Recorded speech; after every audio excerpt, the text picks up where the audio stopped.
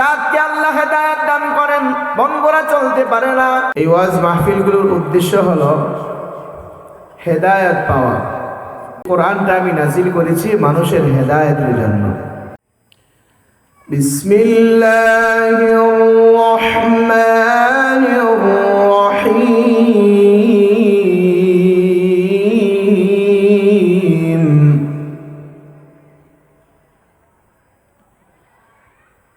فمن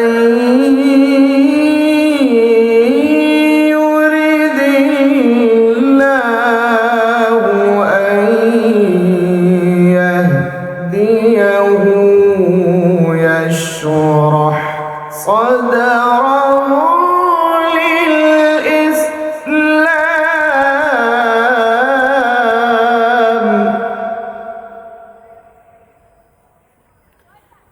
صدق الله المولانا العظيم وصدق رسوله النبي الكريم ونحن على ذلك من الشاهدين والشاكرين والذاكرين والحمد لله رب العالمين. سبحانك لا علم لنا إلا ما علمتنا إنك أنت العليم الحكيم. تکبیر میں کلمہ میں نمازوں میں اذان میں، تکبیر میں کلمہ میں نمازوں میں اذان میں، اے نام الہی سے ملا نام محمد، اے نام الہی سے ملا نام محمد. فرماتے ہیں آدم کو مجھے خلد تیری میں، لکھا ہوا توبہ پہ ملا نام محمد، لکھا ہوا توبہ پہ ملا نام محمد. الحمد لمن قدر خيرا وخبالا والشكر لمن صور حسنا وجمالا. لا ضد ولا ند ولا حد لمولى الآن كما كان ولم يلق زوالا. الآن كما كان ولم يلق زوالا. لا إله إلا لا إله إلا الله. لا إله إلا الله. لا إله إلا الله. لا إله إلا الله. لا إله إلا الله. لا إله إلا الله.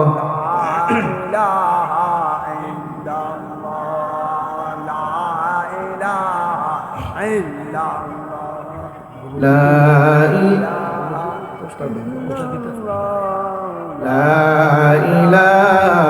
إلا الله. لا إله إلا الله. لا إله إلا الله. لا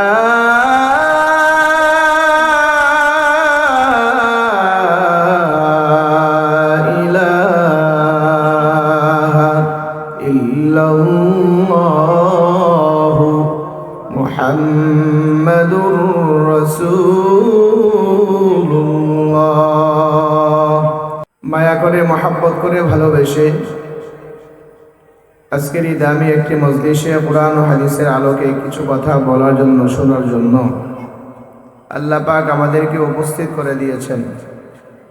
এই জন্য মহান রবের দরবারে শুকরিয়া আদায় করি, সকলেই বলি আলহামদুলিল্লাহ।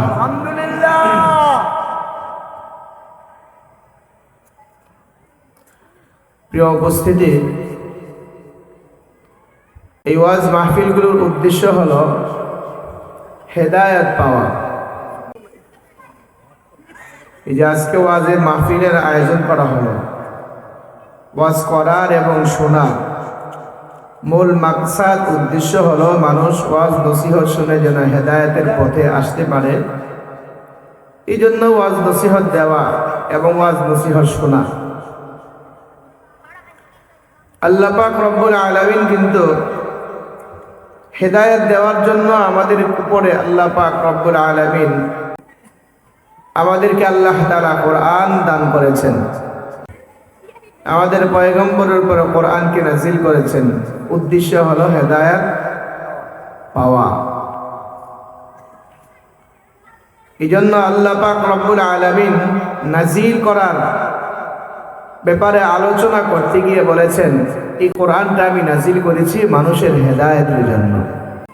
সুবহানাল্লাহ বলবেন না? شهر رمضان الذي أنزل فيه القرآن।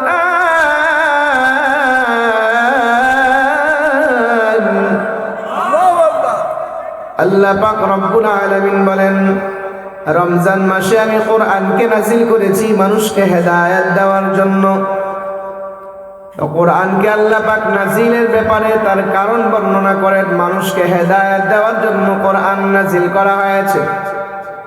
আল্লাহ পাক রব্বুল আলামিন কোরআনকে শুরু করার মধ্যেই আল্লাহ বলেছেন, আমি কোরআন মুত্তাকি পরহেজগারদের জন্য আমি নাজিল করেছি। সুবহানাল্লাহ। যালিকাল কিতাবু লা রাইব ফীহি হুদাল লিল মুত্তাকিন।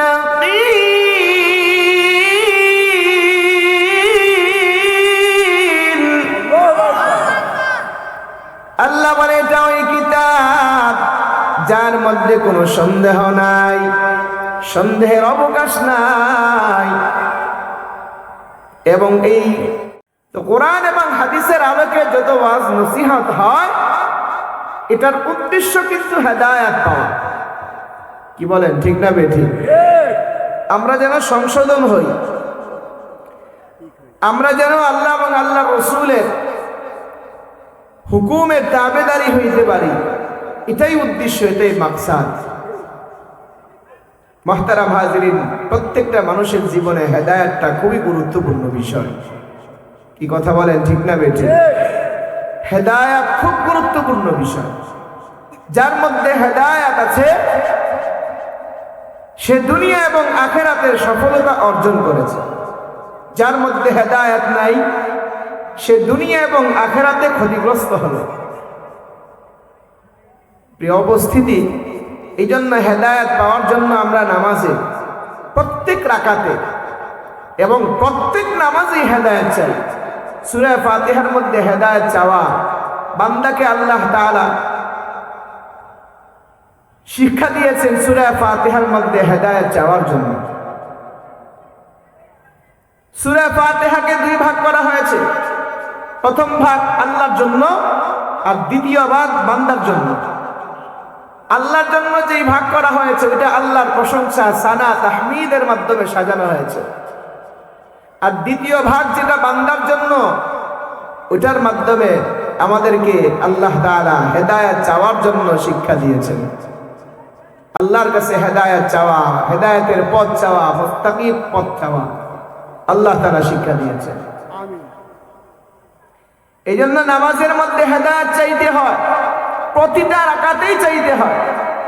তাইলে বোঝা গেল হেদায়েতটা খুব গুরুত্বপূর্ণ বিষয়। আপনার বাড়ি না হইলেও সমস্যা নাই, আপনার গাড়ি না হইলেও সমস্যা নাই, আপনার দুনিয়ার সম্মান ইজ্জত না থাকলেও সমস্যা নাই, মুসলমান যদি হেদায়েত না থাকে মনে রাখবেন আপনার সম্পদ বাড়ি গাড়ি ইজ্জত সম্মান দিয়া কোনো আসে যায় না। ঠিক না ঠিক?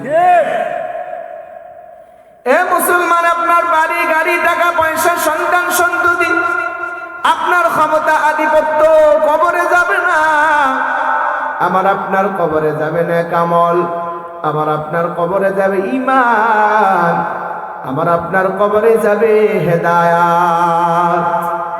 ঠিক না ঠিক? এই জন্য হেদায়েতের দরকার আছে না নাই?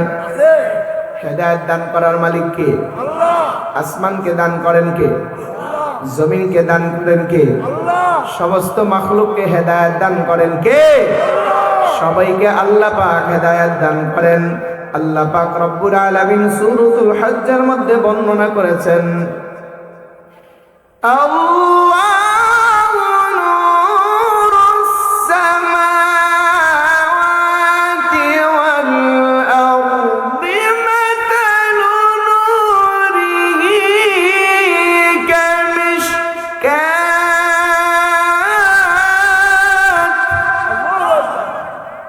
আল্লাহ বলেন আল্লাহু নূর, হেদায়েতের মালিক আল্লাহ। নূর শব্দের শাব্দিক অর্থ হলো আলো, নূর শব্দের শাব্দিক অর্থ হলো বাতি, পারিভাষিক অর্থ হলো হেদায়েত। এই মুসলমান, আল্লাহ পাক রব্বুল আলামিন আসমান জমিন সব কিছুকে হেদায়েত দান করেন। দিকে মন গড়া চলতে পারে না, চাঁদকে আল্লাহ হেদায়েত দান করেন, মন গড়া চলতে পারে না। জমিনের মাখলুক আছে, গাছপালা তরুলতা জীব জানোয়ার পশু পাখি, তাদেরকে আল্লাহ হেদায়েত দান করে আবার কন্ট্রোল করে, তারা মন মতো চলতে পারে না। এরে মুসলমানের দল, আমাদের মধ্যে আল্লাহ পাকের মাখলুকদের মধ্যে একটা মাখলুকই আছে, এই মাখলুক তারা মন গড়া চলে, মনের উপরে চলে, তাদের স্বাধীনতার উপরে চলে। একটা মাখলুকই আছে, ওই মাখলুকের নাম হলো মানুষ। ঠিক না ঠিক? এ মুসলমান, আকাশের চাঁদ মন গড়ার অধিকার, চলার মতো তাদেরকে ক্ষমতা দান করা হয় নাই। আকাশের সূর্যকে মন গড়া চলার অধিকার দেয় নাই। গাছপালা তরুলতাকে আল্লাহ পাক রব্বুল আলামিন মন গড়া চলার অধিকার দেয় নাই। আল্লাহ পাক রব্বুল আলামিন একমাত্র মন গড়া চলবার মতো অধিকার দান করেছেন মানুষদেরকে। সুবহানাল্লাহ বলেন। ইচ্ছার উপরে চলার জন্য আল্লাহ পাক স্বাধীনতা দান করেছেন। এরে মুসলমানের দল, আল্লাহ পাক রব্বুল আলামিন স্বাধীনতার ব্যাপারে সূরাতুল কাহাফে বর্ণনা করেছেন,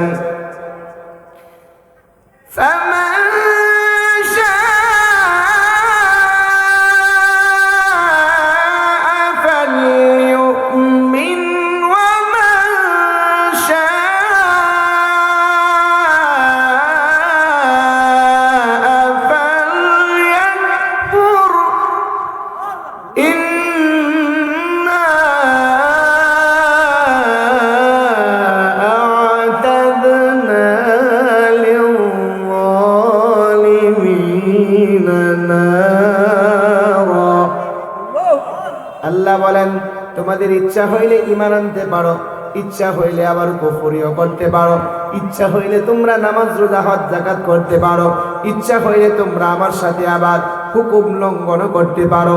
এই ক্ষমতা আমি আল্লাহ তোমাদেরকে দান করলাম। এরে মুসলমান, এই ক্ষমতার পাওয়ারটা একমাত্র আল্লাহ মানুষকে দান করেছেন, জীব জানোয়ারকে দান করেন নাই, পশু পাখিকে দান করেন নাই, গাছপালা তরুলতাকে দান করেন নাই, জমিনের কোনো মাখলুক আসমানের কোনো মাখলুককে আল্লাহ পাক ইচ্ছার পাওয়ার দান করেন নাই। মানুষকে একমাত্র আল্লাহ ইচ্ছার পাওয়ার দান করছে। এরে মুসলমান, ইচ্ছার পাওয়ার পাইয়া মানুষের মধ্যে কত দলে বিভক্ত হয়ে গেছে। আরে কথা কয় না ঠিক না ঠিক? ধর্মের মধ্যেও দলের অভাব নেই।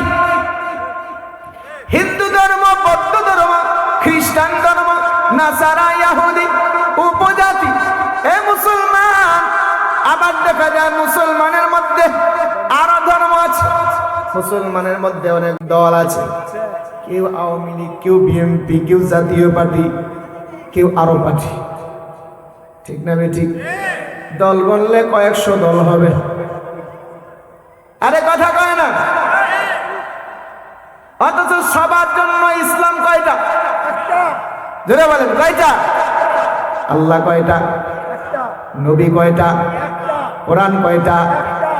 সবার জন্য একটাই, কিন্তু দলের অভাব নেই। কথা কয় না ঠিক না বেঠিক? এ মুসলমান খেয়াল রাখতে হবে, আল্লাহ পাকের কাছে কোন দল, এত দল আল্লাহ পাক পছন্দ করবেন না। আল্লাহ পাকের দরবারে ইসলাম ছাড়া কোন ধর্ম গ্রহণযোগ্য হবে না। আল্লাহ পাকের দরবারে পছন্দের ধর্ম, মনোনীত ধর্ম হলো ইসলাম। কোন ধর্ম? যারা বলেন কোন ধর্ম? আওয়াজ করে বলেন কোন ধর্ম?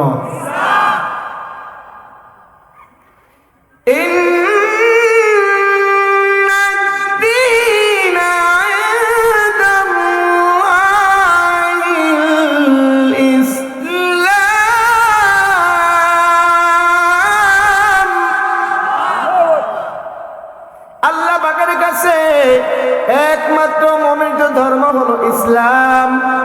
আল্লাহ আবার আরো ব্যাখ্যা করে বলে দিয়েছেন, ইসলাম ছাড়া আমার কাছে অন্য কোন ধর্ম গ্রহণযোগ্য হবে না।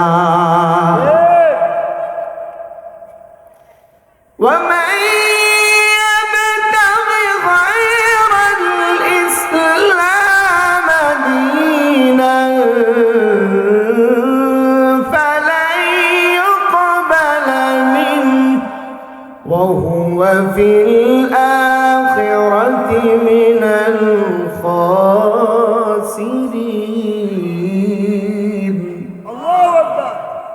আল্লাহ বলেন, আমার কাছে ইসলাম ছাড়া অন্য কোন ধর্ম কেউ যদি নিয়ে আসে, এটা গ্রহণযোগ্য হবে না, এটা কবুল হবে না। মুসলমান কেউ যদি ইসলাম ছাড়া অন্য কোন ধর্ম আখেরাতে নিয়ে যায়, আল্লাহ বলে সে আখেরাতে বড় ক্ষতিগ্রস্ত হবে। আরে যেটা কয় না ঠিক না বেঠিক? আল্লাহ পাক বলে, আল-ইয়াওমা আকমালতু লাকুম দীনাকুম ওয়া আতমামতু আলাইকুম নি'মাতি ওয়া রাদিতু লাকুমুল ইসলাম দীনা। আল্লাহ পাক ঘোষণা দিছে, তোমাদের জন্য আমি ইসলামকে স্বয়ং সম্পূর্ণ করে দিলাম। আরে মুসলমান, আমাদের জন্য ইসলাম সম্পূর্ণ না অসম্পূর্ণ? জোরে বলেন। আমাদের জন্য ইসলাম সম্পূর্ণ শুধু মসজিদে না, হ্যাঁ না, কবরস্থানে না, কোন জায়গায়? আমরা মনে করি আমাদের জন্য আমাদের ইসলামটা হলো শুধু মসজিদে নামাজ পড়তে যাবো আর এটার নাম ইসলাম। বছরে একবার যাকাত দিব, হজ করবো, রোজা রাখবো, এটাই ইসলাম। এ মুসলমান, ইসলাম বলতে আপনার দৈনন্দিন জন্ম থেকে মৃত্যু পর্যন্ত প্রতিটা কাজে, প্রতিটা মুহূর্তে, প্রতিটা সেকেন্ডে যাবে। এ আল্লাহ পাকের বান্দা, আমার ব্যক্তিগত বিষয়, আমার দাম্পত্য বিষয়, আমার পারিবারিক বিষয়, আমার সামাজিক বিষয়, আমার রাষ্ট্রীয় বিষয়, আমার সংশোধনের বিষয়, আমাকে ইসলামকে, কোরআনকে আগে রাখতে হবে। আরে জোরে কয় না ঠিক না বেঠিক? বিশ্বাস করি কোরআন শ্রেষ্ঠ, বিশ্বাস করি আমার ধর্ম শ্রেষ্ঠ, বিশ্বাস করি আমার নবী শ্রেষ্ঠ, বিশ্বাস করি আমার সবকিছু শ্রেষ্ঠ। এরপরেও ইহুদিদের আইন, ইহুদিদের শাসন আমাকে কেন মানতে হবে? জোরে বলেন না কি? তাহলে কি আমাদের কোরআন কি যথেষ্ট না? কি বলেন? নাসারাদের আইন আমাকে কেন মানতে হবে? ইহুদিদের কেন আইন আমাদেরকে মানতে হবে? খ্রিস্টানদের আইন কেন আমাদেরকে মানতে হবে? জাসদ বাসদের আইন কেন মানতে হবে? তন্ত্রমন্ত্রের আইন কেন মানতে হবে? কোরআনের আইন মুসলমানের জন্য যথেষ্ট। এই মুসলমান কোরআনের আইনকে যথেষ্ট মনে করে না, এই ইমানদার না। কথা বলে ঠিক না বেঠিক? এর ইমান ঠিক নেই। তো কোরআন কি শুধু খালি মসজিদে, মাদ্রাসায়, নাকি সংসদেও যাওয়ার দরকার আছে? জিরো জোরে বলেন, সংসদে যাওয়ার দরকার আছে না নাই? একটু স্লোগান হোক, বলেন কোরআন সুন্নাহর আলো। সংসদে জ্বালো, কোরআন সুন্নাহর আলো তো ঘরে ঘরে জ্বালতেছেন 50 বছর ধরে, এখন তো জ্বালাইতে হবে কোথায়? বলেন কোরআন সুন্নাহর আলো, ভোট দেয়া না ভোট ছাড়া। এমনি কইলে আবার কয় এই হুজুরের রাজনীতি কথা করছে, এই হুজুরে নামা আছে না নাই? এমন ইমানদার আরেকজনে কয় না আছে না নাই? আমরা কেমন ইমানদার? আল্লাহ আমাদেরকে মাঝে মাঝে স্মরণ করাই দিছে, এই তোরে তো আমি জন্ম থেকে মৃত্যু পর্যন্ত আমি লালন পালন করি। করে কে? আমাদেরকে কে খাওয়ায়? আমাদেরকে কে জীবিত রাখতেছে? যত কিছুর প্রয়োজন দান করেন কে? তো সবকিছু যার কিছু ব্যবহার করি, যিনি 5 মিনিটের জন্য আমাদের অক্সিজেন বন্ধ করে দিলে পৃথিবীর মধ্যে একটা প্রাণী জীবিত থাকার কোনো সাহস পাবে না, একটা প্রাণী বাঁচতে পারবে না। ওই রবের এত কিছু দেওয়া নিয়ামত ভোগ করিয়া নবের সাথে নিমখারামি করা, এর মতো নাখান্দা, এর মতো বেঈমান জমিনে আর একটা হইতে পারে না। জমিন কার? আসমান কার? আল্লাহর জমিনে আল্লাহর শাসন চলবে, তোমার সমস্যা কি? কথা বলে না, ঠিক না বেঠিক? সৃষ্টি তো জমিন করছে আল্লাহ, আসমানও আল্লাহ করেছেন, সবকিছু তিনিই চালান। আমার জীবনটা 5 মিনিট অক্সিজেন বন্ধ করে দিলে আমি দুনিয়াতে বাঁচার অধিকার রাখবো না। মুহতারাম হাজিরিন, এত নিয়ামত যিনি দিচ্ছেন, তার আইন চলবে না? তোমার বাবার আইন চলবে? আমেরিকার আইন চলবে? ভারতের আইন চলবে?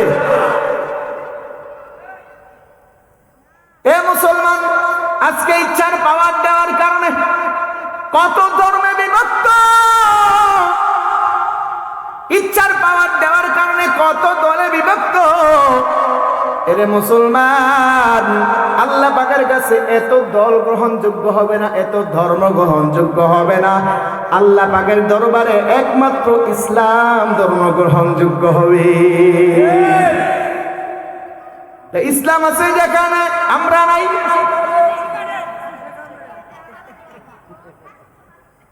ইসলাম আছে যেখানে আমরা নাই।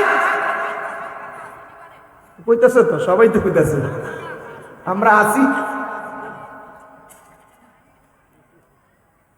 বলেন কোরআন হাদিস যেখানে, ইসলাম আছে যেখানে, নবী আছে যেখানে, আল্লাহ বুঝার তৌফিক দান।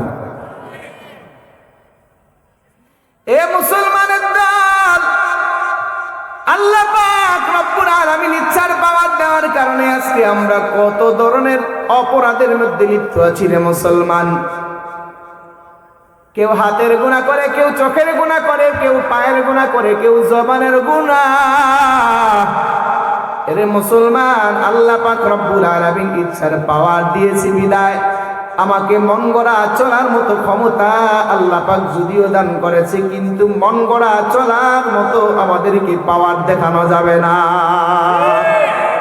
চলতে হবে কার হুকুম অনুযায়ী। আল্লাহ বলেন, ও বান্দা, আমি তোমাকে অসংখ্য অগণিত নিয়ামত দান করেছি, আমি তোমাকে লালন পালন করি, এত পরিমাণে নিয়ামত দান করলাম। বান্দা, তুমি আমার নিয়ামত গণে শেষ করতে পারবে না। ও বান্দা, এত নিয়ামত দিয়া তোমার জীবনটাকে বাঁচায় রাখছি। মুসলমান, আমরা কি মনে করি আল্লাহ পাক রব্বুল আলামিন আসমান জমিন সমস্ত মাখলুকদেরকে আমাদের জন্য সেবা দেওয়ার জন্য আল্লাহ বানাইছে। আল্লাহ পাক দুনিয়ার ভিতরে যত মাখলুক দেখেন, যত জীব জানোয়ার কীট পতঙ্গ দেখেন, সবাইকে আল্লাহ পাক সৃষ্টি করেছেন একমাত্র মানুষকে খেদমত করার জন্য। একমাত্র দুনিয়ার ভিতরে আপনি যাই কিছু দেখেন আর না দেখেন, মানুষের সেবার জন্য আল্লাহ বানাইছে। ওরে আল্লাহ পাকের বান্দা, এত কিছু মাখলুককে আল্লাহ সৃষ্টি করলো একমাত্র মানুষকে সেবা দেওয়ার জন্য। এই মানুষগুলা দেখা যায় আল্লাহ পাকের ইবাদত রাইখা তারা মন গড়া মতো চলে। এ মুসলমান, আপনি খেয়াল করেন যে আল্লাহ আমার আপনার জন্য এত কিছু বানাইলেন আমার জীবনটাকে বাঁচায় রাখবার জন্য। ওই জীবনটা বাঁচায় রাখার পিছনে এত কিছু আল্লাহ পাক নিয়ামত দান করলেন। এই জীবনের মূল্য, এই জীবনের দাম আছে না নাই? আল্লাহ কোরআনে ধমক দিয়া জানায় দিছে, আফা হাসিবাতুম